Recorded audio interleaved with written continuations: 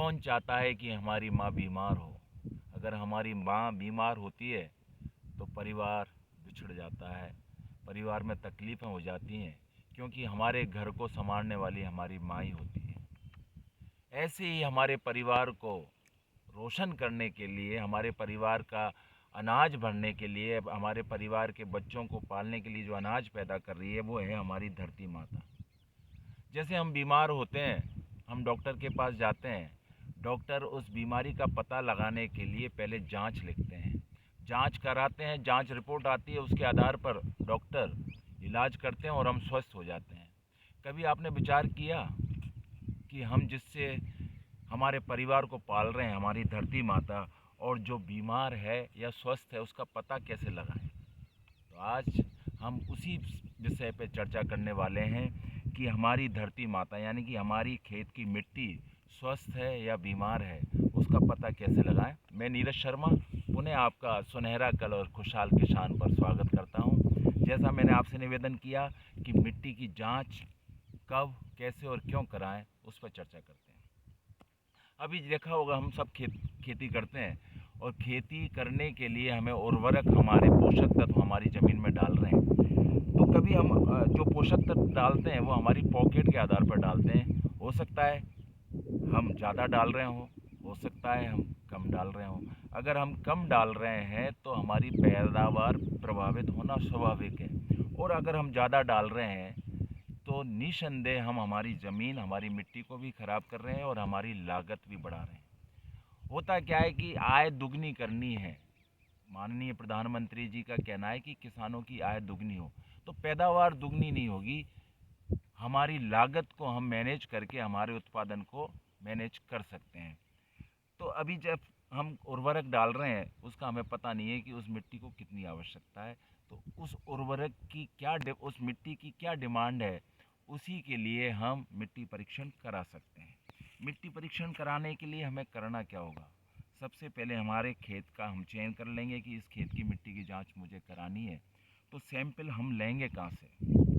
ऐसी जगह से, अगर हमारा 1 एकड़ या 2-2.5 एकड़ का खेत है तो 7-8 पॉइंट हम एक जगह निश्चित करेंगे कि हाँ, निशान लगा देंगे कि मैं यहाँ से मिट्टी लेने वाला हूँ। वो निशान किस जगह होंगे?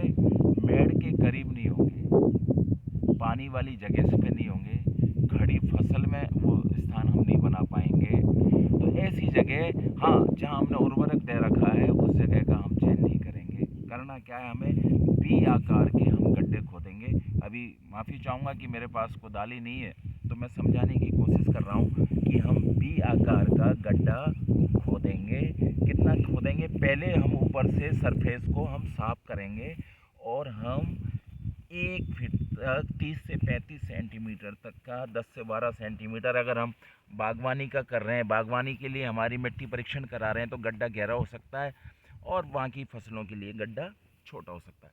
बी आकार का हम गड्ढा खोदेंगे और उसके बाद उसकी परत से हम मिट्टी कुदाली की सहायता से या जो भी अपने पास यंत्र मौजूद है उससे हम कर सकते हैं, उससे पूरा इकट्ठा कर लेंगे और उस मिट्टी को हम एक परात में, एक तगाड़ी में या एक कट्टे पर रख के हम इकट्ठा कर लेंगे। इस तरीके से हम जो 7-8 पॉइंट हमने निश्चित किए हैं वहाँ से मिट्टी कलेक्ट करेंगे।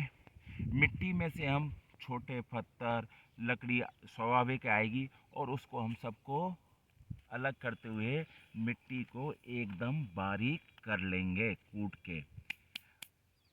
वो जो मिट्टी रहेगी, अगर वो 4-5 किलो मिट्टी है तो हम उसको बिल्कुल साफ करके, कूट के, एकदम भुरभुरी बना के कट्टे पे बिछाएंगे। और उस मिट्टी को, जैसे आप समझें ये मिट्टी है, तो इसके हम 4 भाग करेंगे।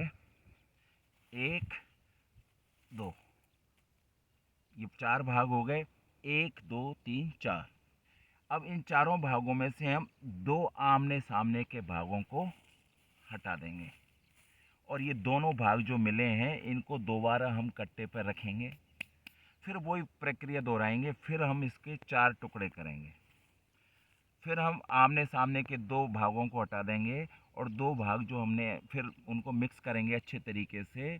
और वो जो मिक्स वाला जो पार्ट है उसमें से हम 400 से 500 ग्राम मिट्टी एक साफ पॉलीथीन में साफ पॉलीथीन का मतलब थैली, उसमें भरेंगे और उसमें एक पर्ची डाल देंगे, किसान का नाम, पिता का नाम, जाति, गांव, अगर खसरा नंबर याद है तो खसरा नंबर, अदरवाइज उस खेत की पहचान क्या है, वो सिंचित है या असिंचित है, और उस पर्ची को डालकर हम कृषि विभाग में पहुंचा देंगे, या स्वयं ही हम मिट्टी परीक्षण प्रयोगशाला जो हर ज़िले पे है वहाँ हम पहुँचाकर हमारे खेत की मिट्टी की जांच कराएंगे।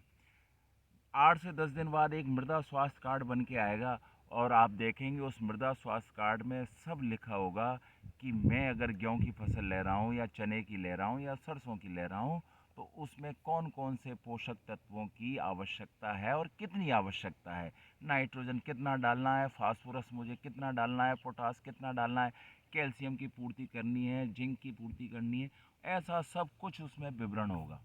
तो आप ताज्जुब करेंगे जब आप पहले जैसे खेती करते आ रहे हैं उससे कम मात्रा में भी अगर हम पोषक तत्व देते हैं, नाइट्रोजन, फास्फोरस, पोटास आदि, उससे भी हमारी पैदावार हो सकती है। तो इसलिए मेरा आप सबसे आग्रह है, निवेदन, कि आप राजस्थान सरकार की इस योजना का लाभ उठाएं और अपने खेत की मिट्टी की जांच अवश्य कराएं, अपनी माँ को भी सुरक्षित रखें, अपनी धरती माता को भी सुरक्षित रखें, उसका भी समय समय पर परीक्षण कराते रहें। अगर वो धरती माँ बीमार हो गई तो हमारा सभ्य समाज, हमारा परिवार भी बीमार हो जाएगा। धन्यवाद, नमस्कार।